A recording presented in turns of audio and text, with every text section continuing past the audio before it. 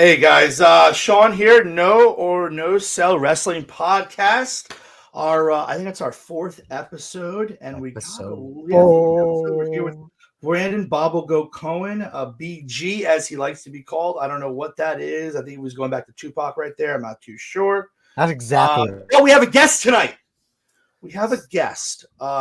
We got tired of talking to each other, which is fine. That only took 3 episodes.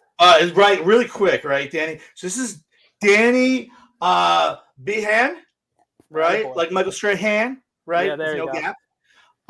Danny's a huge podcaster, Thunder and Lightning. Let's preview SmackDown, right? All right. So I preface talking about Cody for a second, right?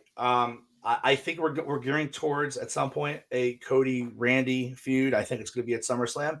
It's gonna be But great. I think Cody is running into the same situation that Swerve is, just a little different, right? Because it's a bigger platform. Look, I said this before on other podcasts. I'm a huge Cody Rhodes fan, but no one is going to be Roman Reigns. Like the aura of Roman, right? The come and go as you please for 3.5 years, right? Did you just say what I think you just said? What did I say? Thank you for your honesty, Sean. Thank you. All right. I'm honest, unlike Eagles fans who are just like they're like Mets fans. I don't know why you need to attack anyone when somebody says thank you. I'm a Mets fan. So Danny, Yeah, well, so Danny, you know, like every year you're gonna win this, you're gonna win the World Series, and by May 1st, you're like, fuck it, I'm out. Like, no, not me this year, but yeah. Well, you should be at some point soon, because even the players on your team. I completely quit on them. So did that player. He threw the glove into the right. Yeah, I quit on them 3 weeks ago. There you go. It's funny because that was probably about like a little after they quit on themselves. So it is what it is, right? But I think that Roman Reigns. I'm not talking baseball at all because I would refuse to talk baseball on the air and give any bad juju out to my team. I just am enjoying the ride. It's also May, so I know. That's why I'm not saying anything. So Roman Reigns is the it's not that. And I also think there we go. I also think that there's a huge cloud. I won't say it's not a black cloud, right? It's just a cloud over SmackDown in anticipation of when this man is going to come back. Apparently, it's sooner than later. Sooner he than just later. wrapped up filming. He just wrapped up filming. They desperately need him back. They don't desperately need anything. Let's be crystal clear here. The WWE doesn't desperately need anything. Okay, well, I am personally getting sick of the not Cody Rhodes himself, but the writing that they're giving Cody Rhodes. I think it's repetitive. I think he's going out and doing the same thing every week, and I think that they could do a lot better. I agree, but at the end of the day, it's all about this. So the kids are like, all right. Yeah. They're not utilizing his skill set.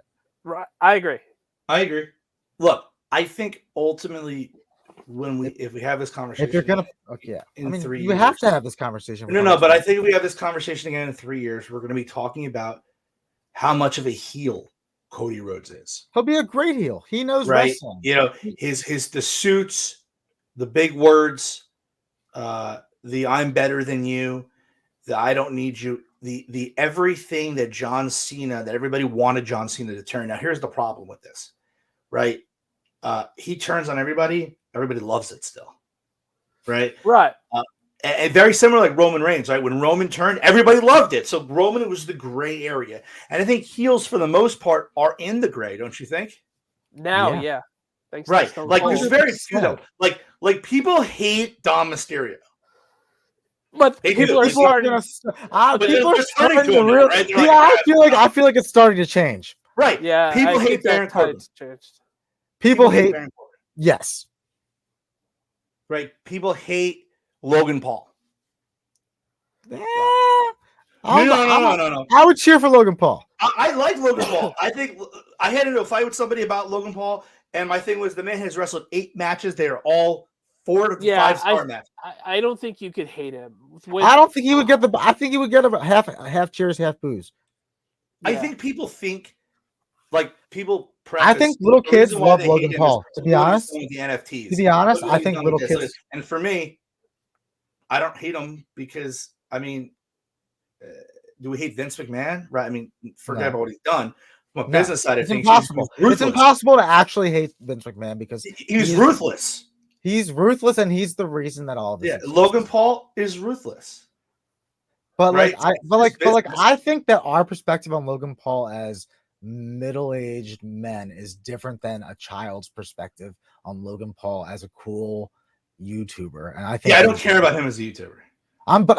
But plenty of people did. Yeah, I know. No. I understand that. Yeah. Like, I don't care about him as a YouTuber either. But plenty of people do care about him as a YouTuber, and I think that makes him popular. Way more popular than we realize. I agree. So what previewing SmackDown, right? Obviously, we're going to get Cody Rhodes' situation for Clash of the Castle probably ironed out, on Friday. Randy Orton's going to go there, and I'm interested to see if Randy Orton brings up the fact that his shoulder was up against Gunther. I'm interested to see what type of Randy we get. Do we just get a rematch at Clash of the Castle between Gunther and Randy, which I would really love? Or are we just going to get an insane snapped Randy Orton?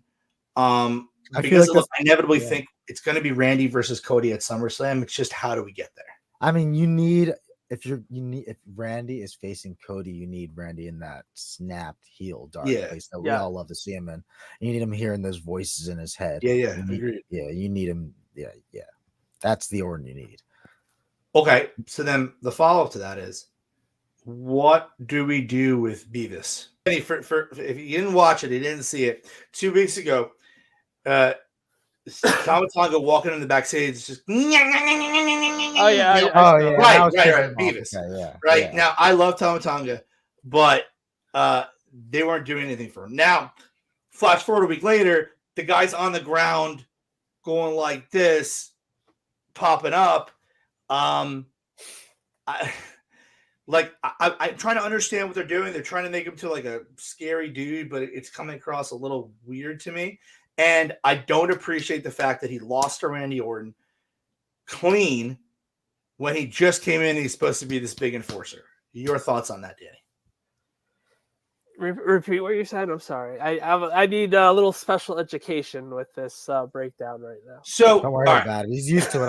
I'm his co-host, so don't worry about it. So Tama Tonga comes in, right? He's supposed to be MFT, the My Family Tree guy, the MFT. The muscle, if you will, right? Right. The muscle. He comes in, he's got this Beavis thing going on, right, in one segment. And then last week, he comes in for this entrance, which is a really cool entrance, but he comes in on the ground with his arms like he's a gorilla, right? Not really understanding that at all. Kind of going through the smoke like he's Finn Balor with a demon. Didn't really work. And then what happens is he loses clean to Randy Orton.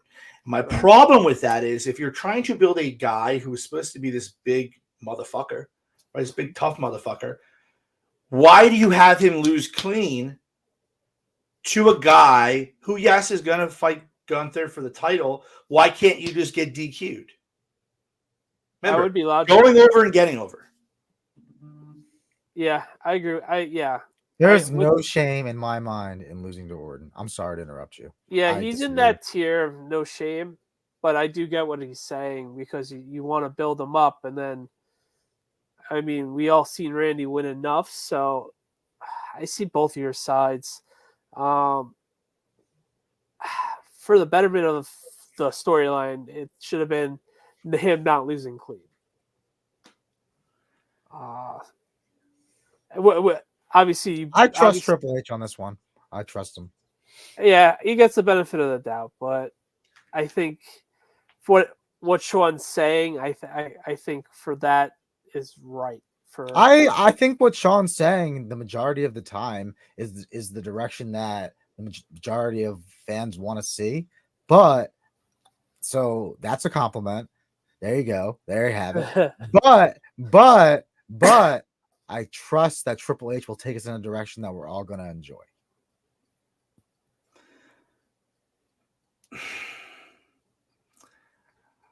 The quote is, it doesn't matter what we do.